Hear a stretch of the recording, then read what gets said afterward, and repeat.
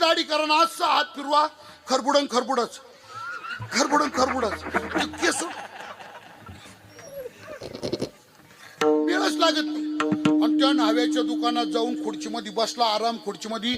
त्यांनी फॅन बिन चालू करून दिला, टाकलं ते फडका, साबण लावायला लागला ना, यांनी घेतले डोळे झाकून झोपला, स्लिपिंग. पुरी दाढी झाली तरी डोळे उघडी ना.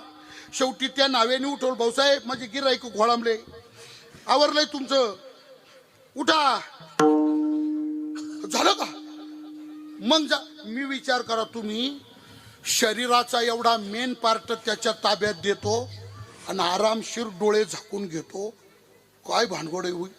मेन पार्ट म्हटलो मी. चाणक्यानी नीतीमध्ये असं लिहिलंय, 10 इंद्रियामध्ये डोळा हे इंद्रिय प्रधान आहे आणि संपूर्ण शरीरामध्ये मानेपासून वरचा भाग म्हणजे शिर हा अवयव प्रधान आहे.